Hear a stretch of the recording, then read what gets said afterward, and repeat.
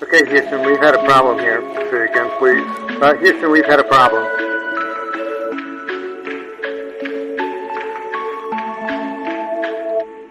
Hi, I'm Andrew Wallace, and welcome to the We've Got a Problem podcast, where we explore inspiring stories of struggle, success, and solutions to prevalent problems and how our guests turn problems into opportunities. This week, I'm joined by Robert Mardo, one half of the music duo Heavy Young Heathens. If you don't know him by name, that's okay. You've almost assuredly heard their music in trailers for movies like Deadpool, Ant-Man, Need for Speed, and The Magnificent Seven, on TV, most recently in The Righteous Gemstones, and many other places. Robbie, thank you so much for joining me. My pleasure. Thanks for having me, man. I'm excited about this. Absolutely. Thank you. So you've been into music for basically forever, I assume. Absolutely. So what were your early inspirations? Growing up, the Beatles were the Bible in my household. Okay. For my brother and I, who's my partner, Aaron, for my brother and I, the Beatles were everything. We heard those records, Buddy Holly, the Everly Brothers. Sure. Those records were played relentlessly. My father's musical ability and his taste, my mother's musical ability and her tastes were very prevalent throughout our whole childhood. And I absorbed that. I just absorbed hearing that and playing. It was just a treat to always have music playing in the household. It makes for a happy household. For sure. Yeah. For sure. Yeah. That's an earlier generation of people than most people today would even be familiar with in your age group. A lot of people these days, you say, have you heard the Beatles? And they go, well, I've heard of the Beatles. Right. But they can't actually recognize the music that they're listening to. I mean, those guys, the Beatles, the Everly Brothers harmonies especially are just so iconic that once you've heard them, you go, that you can absolutely identify them. That's right.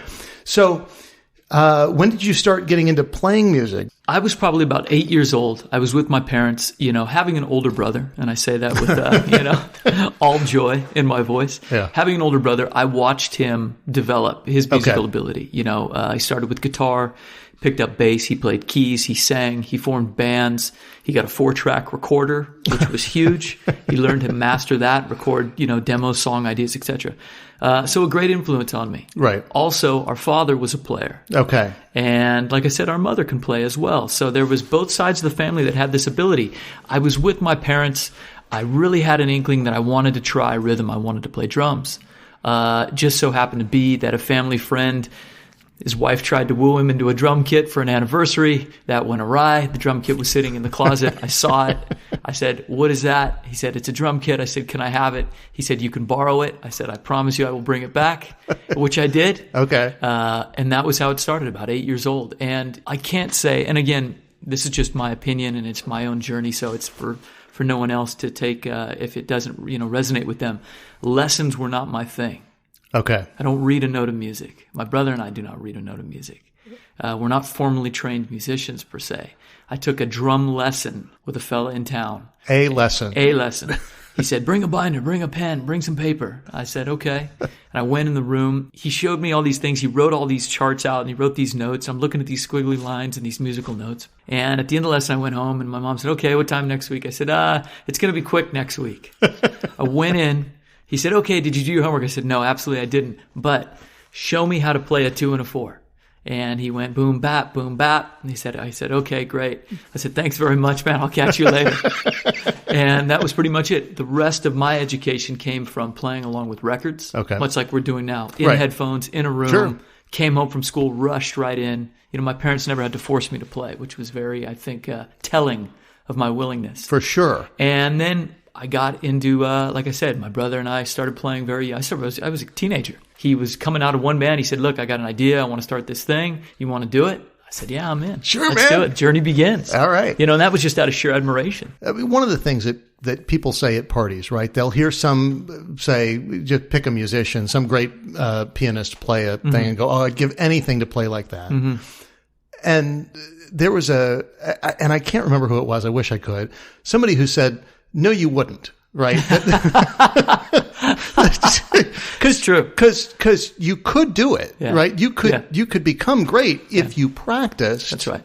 Incessantly. You could become an excellent drummer, piano player, whatever. Now, perhaps technically excellent. Maybe obviously there's certain inspiration that comes with it, right? And feeling, and you can't necessarily teach emotionality and all those things. But you could be technically a great studio musician, let's say, if you train, if you practice, right? Yeah. But most people aren't willing to sit there and practice and play and get into it over time. Yeah. But I imagine there was a lot of rewinding the track and going back and let me get that again. Let me get that again. It is a business of repetition. Right. If you're pursuing anything and you want to excel at it or you want to be great at it, I mean, it's 10,000 hours. We've all heard these things, We were hearing that. Our inspiration, like I said, as young kids was the Beatles. Right. And you heard about the 10,000 hour rule with the Beatles. They would be in that rehearsal room 10,000 hours for one gig. For sure. And hearing the stories of Van Halen, how much they worked,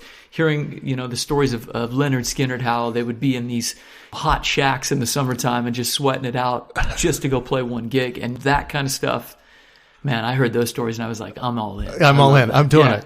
I'm ready. And no one had to force me. So, yes, repetition is a huge part of it. Right. Yeah. But also the fact that they didn't have to force you, right? No. That's something that you cannot compel. I had a friend who had the typical experience of, he said, an Asian child, where he was expected to play an instrument, to play it well enough to get into a good school so that he looked well-rounded. And then once he got into the good school, to give it up. Because, he's like, there's no future. Right. Because you've done it did what it was supposed to do. Got you. You're good. Yeah. And he's like, no, I actually like playing. Smarten up. Go be a doctor. Go do something better. Like, no, I actually like playing the violin. He's like, I love it. It's, maybe you had to force me early on when I was 4 and you were shoving this violin into my hands, but now I like playing it. And his father wouldn't talk to him when he was like, no, when I graduate, I want to go to graduate school for music. And he goes, no, absolutely not. Yeah. So he had to pay for graduate school himself. Now, of course, he's a concert violinist. Yeah. But so often people try to force any of the arts. Music is one of them, but any of them on their kids going, you should learn to love this. You'll thank me later. Yeah. Rather than let me cultivate an inspiration and a love for music that you just like, no, I'm into it.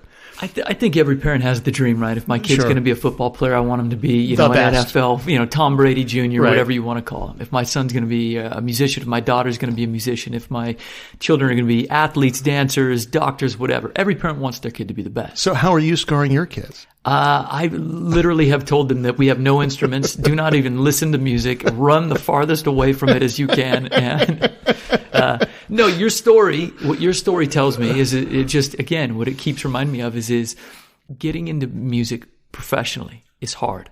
It's hard work. Yeah. And when I hear that, it's just one more reminder that there is no easy road in this game. Right. Your friend has to suffer whatever his familial kind of, repercussions he's felt from that, from his love of music. And it came with a cost. It comes with a price. And he's putting himself through school. Yeah. That's what music is. And I've said this many times to many people. The music business and just music in general, following your love of it, has a strange way in itself of kind of weeding out those who don't belong. There's many, many points in the road, as we'll talk about here in this talk. There's many points in the road when you have every reason to give it up. Yeah. Yeah. Were you guys having some success relatively quickly, or how long did it take before you were starting to get it out there? My brother was so focused and so passionate about what he was doing, and again, had a couple years of experience on me. Sure. And so he very quickly had a great batch of songs. Him and another bandmate that we had, who was a childhood friend, we quickly put together a demo by just scrounging around. And the way we did that was very interesting. We rehearsed, we practiced our brains out every day, every night. It was school, it was water polo after school, and then right down to rehearsal until 10 or 11 at night. And we did that just religiously 7 days a week. And from there wasn't a lot of places to play, especially with a teenager in your band. Sure. In our hometown that weren't 21 and up clubs. And so we thought, well, shit, we'll just make our own venues then.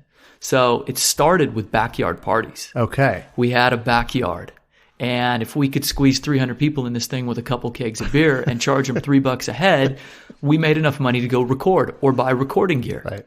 So we quickly assembled this studio gear by throwing these parties. By the last party we had, I kid you not, there's 700 kids. My parents, it's like, are you going to dinner tonight? Yeah, we're going to go to dinner. Great. We'll see you at 12. And 700 kids pile in, 8 kegs of beer get ran through. We make, well over a couple grand. And the cops show up. We've played our set. Do you guys want us to shut it down? I said, no, we got one encore to go.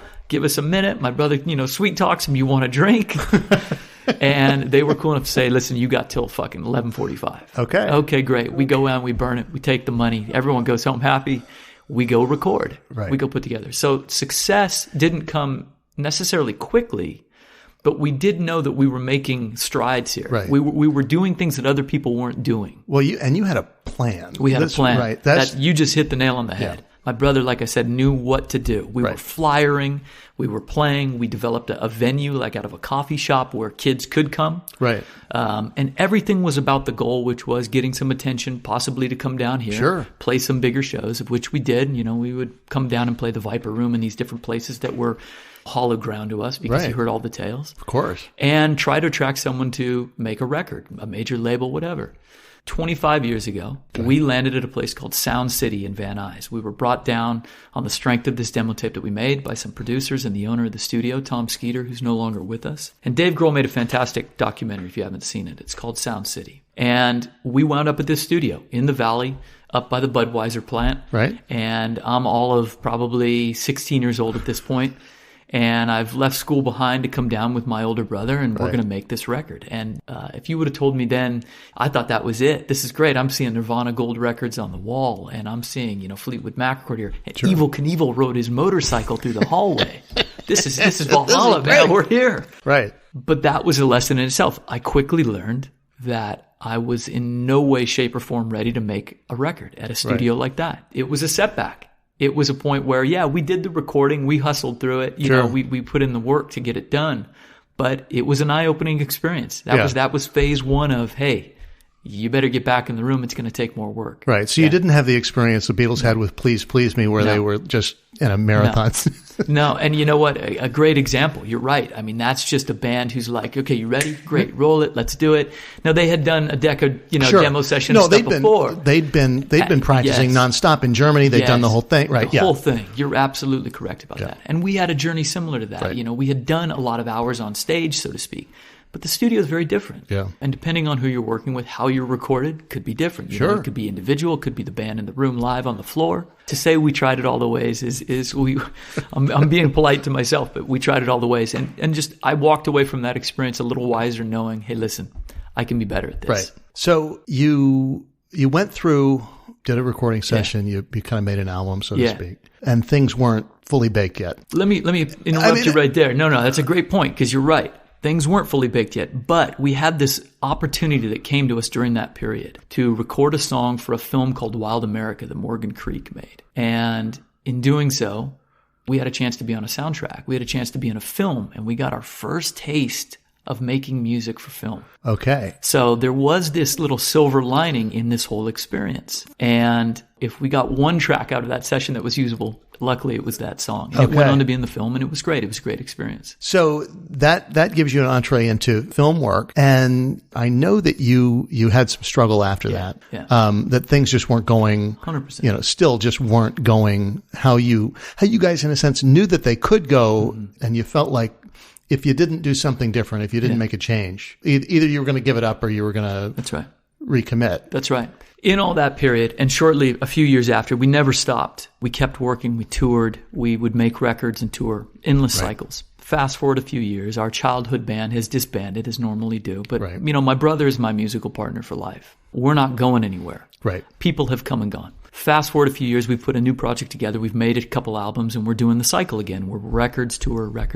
Right. But life has changed. We're a little older. We're a little wiser. We've learned from a few mistakes. We've honed our craft a little better. Right. And now we're at this second phase of our career where we're now touring support for big national acts. Mm-hmm. We're doing festivals all over the world. We're touring with the biggest bands of the day. And so now that's the new experience we're seeing. Oh, that's how they control the crowd. Oh, that's how they get their gear ready. Okay, these are the things that are now the lessons in phase 2 of our career, where that intermediate level that we've reached, so to speak, we can be better. We can be more proficient. We can control a room now. We can get up on stage, and you give us 30 minutes, we're struggling. You give us 45, we got you. Right. But even after all that, for probably 2004, 2005, 2006, we were on the road probably the better part of 7 or 8 months out of the year. Well, that's the brutal schedule of it was. A working musician. Yeah, absolutely. It's the part no one wants to talk about. Right. Because, you think the road, you think, hey, listen, cocaine, strippers, I'm throwing baloney on someone's ass. And it's just not a reality for a band at that level. Now, I don't know what goes on at the big level. That's their business. I think people fall in love with the idea, the concept of what they think that life is going to be like if they're a rock star or if they're an actor or all these things. And we deal with it on the film side where everybody goes, I want to be an actor. What they want is the adoration, the admiration. Yeah. They want to see themselves on the screen. They want all those things. And go, but there's a lot of stuff that goes on behind the scenes. Right. And you may be able to, or may have been able to live the rock star lifestyle, that we all read about, where people were throwing TVs out of, hotel room windows and doing coke off a stripper's ass. Which doesn't sound appealing to me. It's not hygienical whatsoever. It's horrible. Yeah. That's the thing that people forget is what it's actually like on a day-to-day basis. For people in the music business who are out there touring, just the average band. Imagine new city every night, on the bus, drive for hours. In the van. Yeah, you're getting ritzy, pal. I'm sorry. So you get in the van, you drive for hours, the next stop, sound check, prep, play, back on the bus. It's back in the rinse, van. Rinse, recycle, repeat, whatever the saying is. It's that constant, again, repetition, as we talked about earlier. Yeah, that was the thing. We have a saying that my brother and I throw back and forth. Everyone thinks it's just all hams and plaques, and that's the farthest thing it could be from a working musician. Now, granted, if you earn yourself the right to travel on a private jet or in a bus and you're staying at the finest hotels and playing huge venues, hey, you deserve every minute of that. Sure. You've earned it. You should be there. You're doing great. Your music is selling, is appealing. But no matter what, there's still hustle. Correct.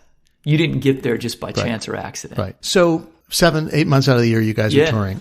So we're on the road, for this period, and like I said, it's record road, and we're doing this. We're away from our families, we're away from home, we're missing holidays, all this kind of stuff. And we have a couple players playing with us to fill out a 4-piece band, keyboards and guitars. We get to a point where we come off the road in 2007, and we're getting ready to make the next record cycle. And again, refinement, ambition, etc. My brother and I, who at this time, we're running our own independent record label, truly independent. This is kind of pre-internet distribution, so to speak, or maybe there's just not as simple of forms as there is now to get records distributed. We have a PR person. We have a distribution guy. We've got a radio guy. We're manufacturing, and we're doing this all out of pocket with whatever proceeds we can make from sales, from the road. Everything's going right back in, and including some very generous credit card companies who may have been lied to at the time. Maybe. You can't prove anything. We get to 2007, and by, I'd say, the end of the year, we're recorded about 25, 30 songs, and we're kind of pushing them around to some new producers. And I had a child. I had my first baby in December. Congratulations. My daughter. And it's the best moment of my life. I'm really, really excited about this. And come March, my brother and I are standing in my backyard one morning, and the guitar player left to go join some other band. The keyboard player has gone off to go pursue his own solo interests, but managed to take the management company we were just starting to work with him behind our back. Oh, cute. Yep. The PR woman has disappeared.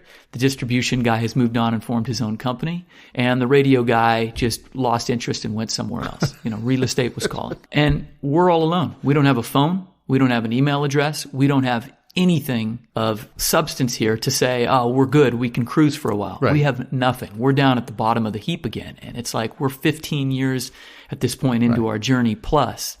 And we're looking down at each other, and I go, what are we going to do now? And I'm saying this as I'm holding my baby in my arms, feeding her with a bottle. Right. I'll never forget it. I'm standing in my backyard, and I said, what are we going to do? And he looked at me, and again, being that source of inspiration and focus, he said, look, let's give it one more shot. And if we're going to do this, let's record a record we want to listen to. Let's do something for ourselves. Let's do something that we would put in our car if we're driving around and listen to. Not something that someone else expects us to, or something that we think will earn us success or a label or whatever we were pursuing at the time. And I said, oh man, absolutely, I'm in. All right. I'm totally in on that. He said, we need an adapter at the studio. We have to go to Best Buy. I said, okay, we go over the hill.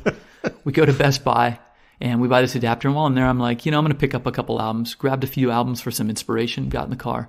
We were back at the studio that afternoon writing and putting together songs for our first Heavy Young Heathens album. We did not waste any time. And knowing that I had that child at home waiting for me and that we needed to get to that next level for ourselves. Talk about a way to light a fire under your ass. It wasn't even in like, I give him all the credit. It's not that I was waning. It's just sometimes in those moments, there's that cloud around you. And I had a lot going on. I mean, I'm literally holding a newborn kid, trying to figure out how we're going to survive, pay bills, etc., like everyone else. Do I want to go work a job? I'll be honest with you, Andrew. Right. We don't know how to do anything else. We've done this our entire lives. Right. This is what we've put everything into. Our sacrifices, our blood, sweat, and tears, every dollar we had went into that.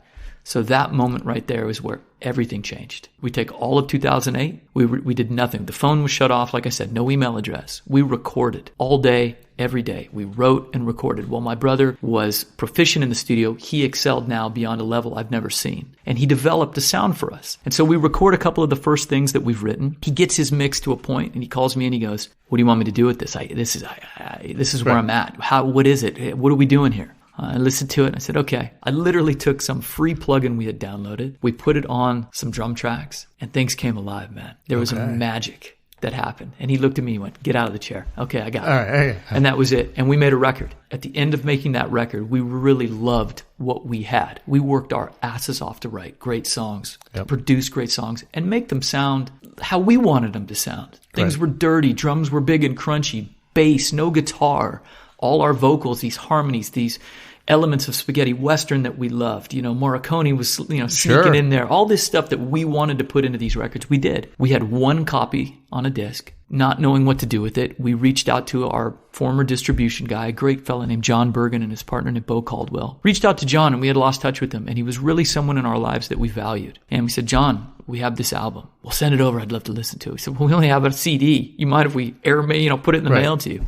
He said, "Send it to me. I'll call you." We sent it to him and he's no longer with us. So it's a moment that I'll cherish forever. He called us and he said, "I know exactly what to do with this. This is your best work." He sent the one copy to a fella named Matt Roffel in New York. Matt Roffel sent the same fucking copy to Buna Murray. Buna Murray put us under a deal and started putting it in their television. It then went from Buna Murray over to MTV where we met a fella who changed our lives named Scotty Diablo. Scotty called me on the phone and said, "Look, let me put your music on all our shows." We said, absolutely. He opened a window for us, for TV and film, that we had been dreaming about our whole lives. I cannot tell you how fast we jumped through that fucking window as it slammed behind us. We dismantled all of our live gear, got rid of everything, put all our focus into studio gear and recording and writing. And that's what we've been doing for the last decade plus. Awesome. Yeah. Awesome. Sorry to be long-winded about it, but that's the journey. What's so awesome about that is when faced with a definite problem, right? It's like everybody is abandoning us. We're leaving. We're right back where we were 15 years ago, and now we're here back at the bottom of the heap. And we have everything to lose and nothing to lose at the same time. And the most dangerous guy in the room is the guy with nothing to lose. Absolutely, man. Absolutely. Do you write specifically for the trailers, or is it music that it's already part of your Heavy Young Heathens catalog that people are picking up and using? It's a small percentage of both. And the heavier side is that we're custom composing for every project. Some of those tracks do get repurposed. But also the record that I was telling you about that we made, we do have a couple albums that, we've made of material that we commercially released. There was some songs on there that had a lot of shelf life. They still do to this day. For whatever reason, I'm grateful for it. If anyone ever takes the time to listen and says, "Hey, I dig that," we've got a couple songs in the catalog that continue to work. And for us, we're not, like I said, commercial artists. We don't put records out to sell. We don't try to get on the radio. We don't have social media. We're not looking for that kind of attention. Our goal is to be a part of great projects that we dig. So when we get to voice a character on The Simpsons, oh man, you can take all your fucking platinum records and shove them down the toilet. That was it. Oh my God, we're lifelong fans of this. Be here, to participate, to just see how the show is made, etc. Such a treat. And a big thank you to our friend Matthew Sweet for that. He made that happen. It comes in all sorts of different ways. So the trailer thing, to answer your question, our start in trailers, people had heard our music and said, "I think you'd be good at this." And we very quickly, the first week out, landed a trailer for The Amazing Spider-Man and for The Expendables 2. Now, neither company, both different film studios, knew that each other was using the song on the same week. So that was a bit of a pickle that we did not create or cause. But to hear that companies want to use our music, these two little guys that don't read a note, that are just sitting in their own studio trying to do this every day. Yeah. Man. You know. Yeah, well, it's the absolute best possible thing that could happen, that somebody actually enjoys your work and wants to use it. The amount of gratitude we have for that is beyond. I can't even Talk say. About an honor. Yeah, it is. What do you think the most underrated concept in the music business is that you think everybody overlooks? I've thought about that a little bit. We touched on it earlier, and it's hard work. It's the work that comes and what comes with that. You talked about what comes with success. I say the hard work that goes into it. You can't put a toe in the water here. Like you said, you may get away with it for a minute, but it's going to show. And we're constantly having to educate ourselves. We're constantly having to get better at what we do, because eventually, even just personally, you hit a wall. Mm-hmm.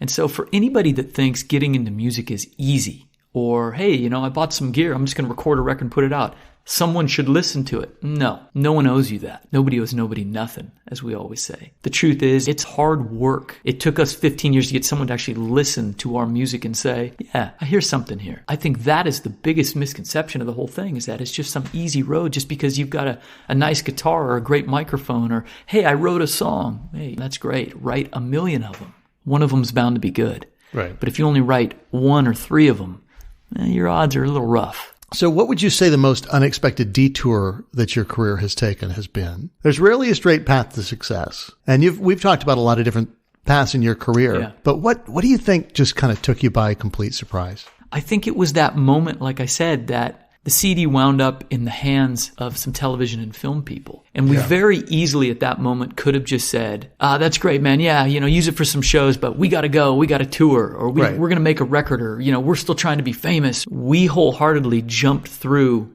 this unknown zone to say, hey, look, I don't know, this is short-lived. I don't know what happens when they cycle through those 10 tracks. Right. What's next? Making that choice right there changed our lives completely for our work. It changed our work lives completely. It now gave us a voice where we were heard, and it gave us an outlet for our creativity. And like I said, I'm forever grateful for that opportunity. Fantastic. Yeah. Fantastic. Yeah.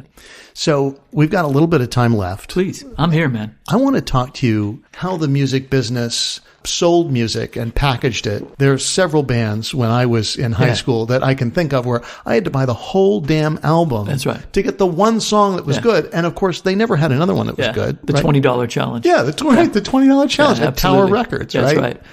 So when something like the iTunes Store came along and you could just get the music you wanted, and buy the track, that was transformational for me and my music consumption, and it enabled me to now, as I heard of a track, I could go out and just get that track, and I didn't have to commit to liking the whole album. Now, it did also destroy in my mind some of the advantages of somebody who spent the time curating an album.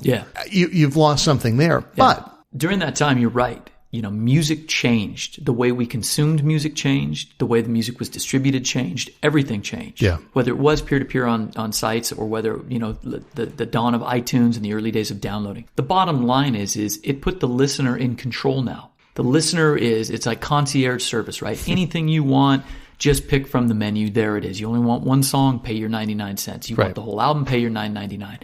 You want to take, a song here, a song there, put it on a playlist. You're in control of your own destiny now musically. Back in the day, putting on 2 sides of vinyl on a reel-to-reel to try to get your mix right, that was your choice if you had time or the equipment to do that. But what a headache. Then it went to cassette tapes, and we'd sit there and wait for the song to come on the radio with our finger on the button going click, click, click. Oh, the guy's talking. Now the listener was in control. The buyer, the purchaser was in control of the product. Part of the frustration for me is that everything seems to be driven by theft of intellectual property. And then it becomes, okay, well, we've got to figure out a way to legitimize this instead of trying to solve the problem early on. It felt to me as a consumer, and I don't know how it felt to you, but as a consumer, not being in control, being like they were shoving an album down my throat. And I'm not trying to be angry or aggressive about it, because I was a teenager with disposable income. So if I really wanted a song, I'd buy the damn album. But when you get into intellectual property and all those kinds of things, you get into the concept of intellectual property and standing up for artists' rights. You guys have a pretty strong stance against that, Yes. or for that, I should say. Yeah. And what is that? I mean, you guys are advocates. We are. We're fierce advocates and protectors of not only our own work and our own copyright, but of all artists, to be honest with you. Because if you're an artist and you've gone through all the struggles, and one of the great fallacies of this business is that music is for free. It exists on the internet. I can go click and listen to it. It must be free.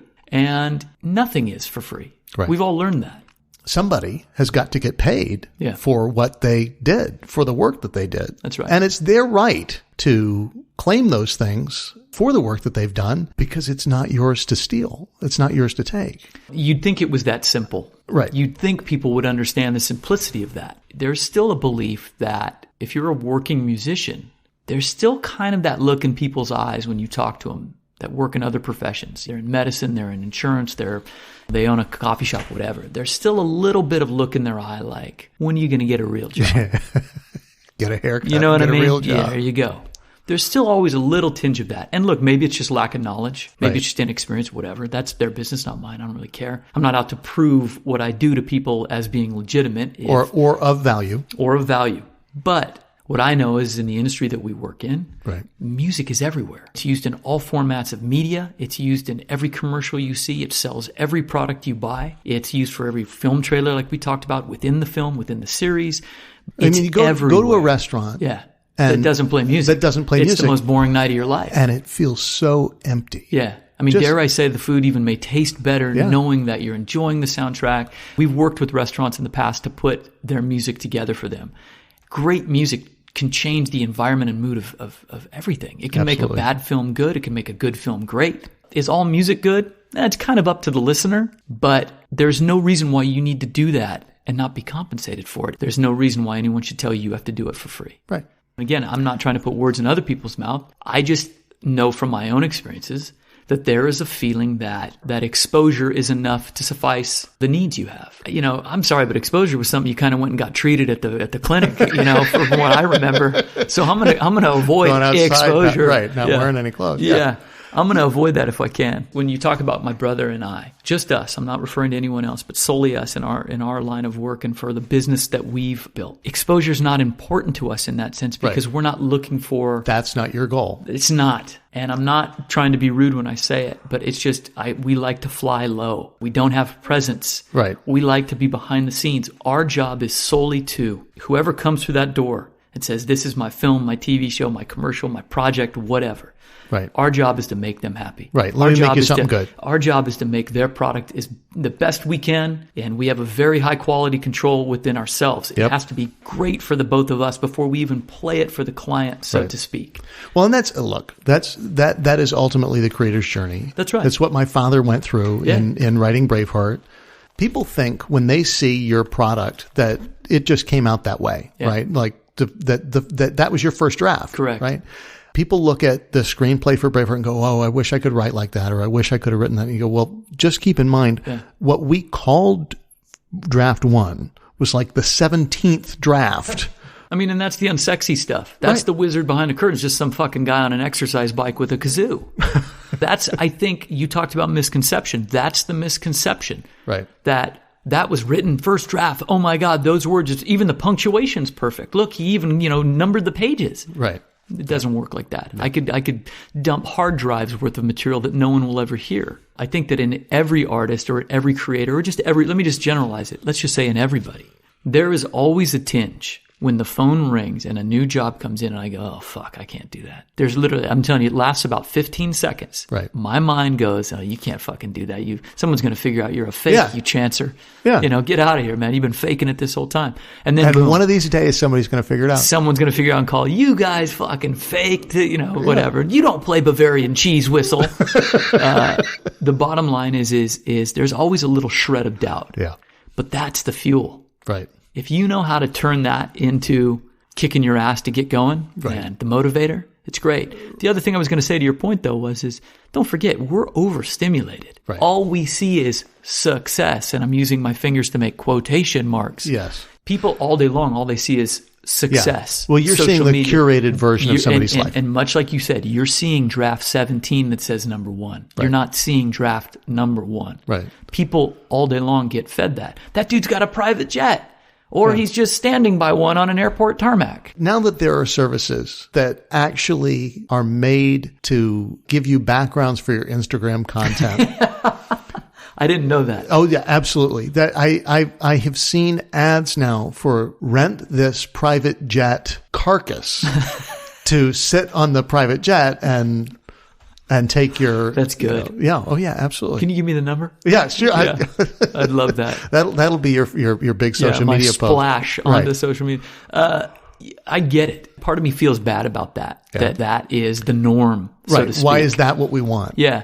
But going back to what you said, to have a fear to get started, you either do or you don't. You know what I mean? You either get in that van or you don't. Well, my friends graduated high school, went on senior trips, and went to college. I got in a van and started exploring all 48 of the continental states here. I've done that probably 6 or 8 times with my brother. And that in itself is an experience that nobody else got to have. And I say that because, again, another one of those detours where you could have easily just followed the path that, and I'm not knocking everyone for doing it. That just wasn't our path. Right. But it takes a lack of fear to chase an individual path like that. You have to say, I don't care. Well, that goes back to having the plan, or at least having the presence of mind to realize that you might need one. Yeah.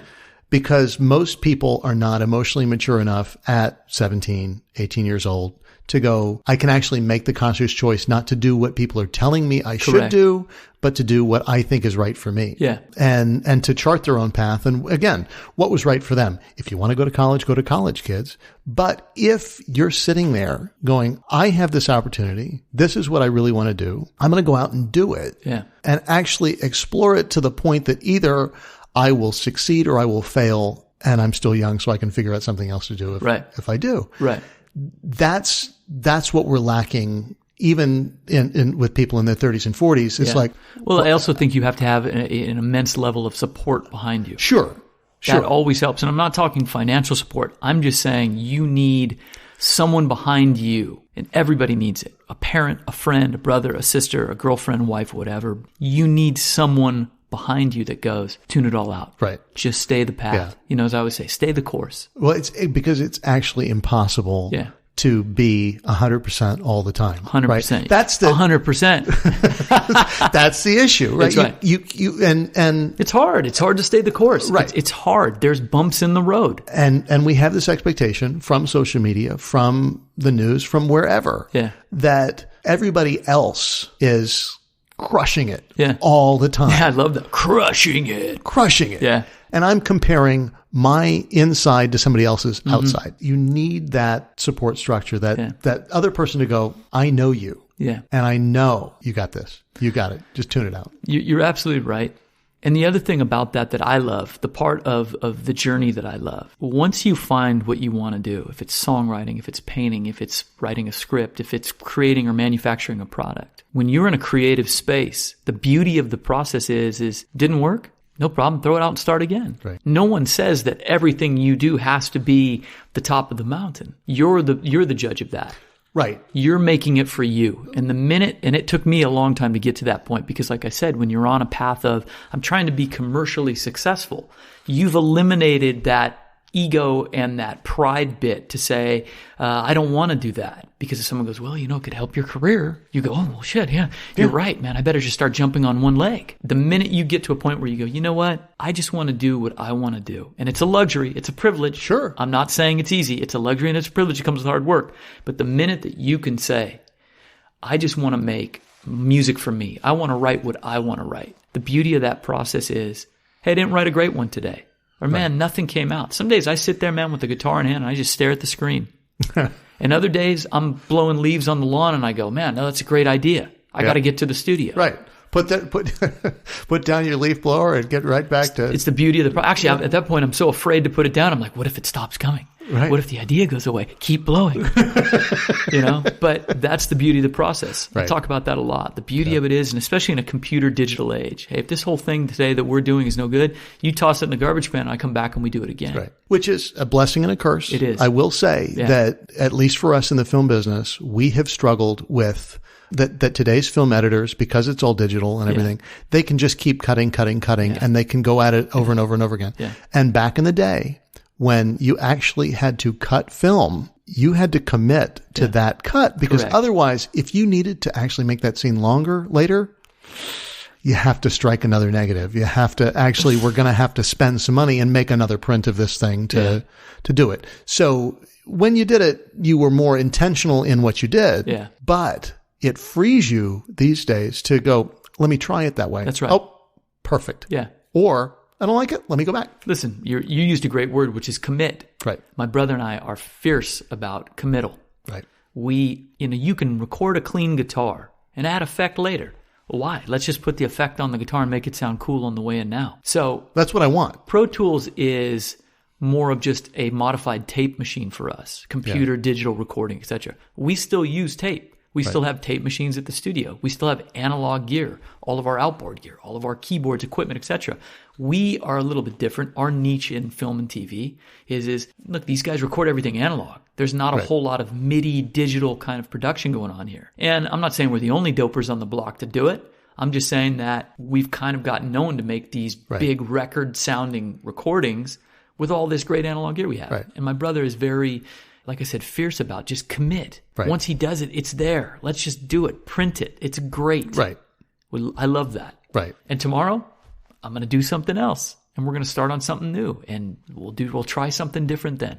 Well, I can't wait to hear it. Yeah, man. Me and you both. Thank you so much for joining me today. Pleasure. I really appreciate it. I appreciate you taking the time to have me. I'm Absolutely. very, very grateful for it. Thank So you. with no social media, is there anything I should direct people to? Nope, absolutely not. You know what? Forget we existed. If anything, I just, you know what? If you're going to direct anyone to anything, it's like a couple of those things that you mentioned that we've been so lucky to be a part of and been a small little part of musically. It's all kudos to them, all gratitude to them. So hopefully everyone checks those projects out and loves them. Awesome. Yeah. Thanks so much. Thank you, man.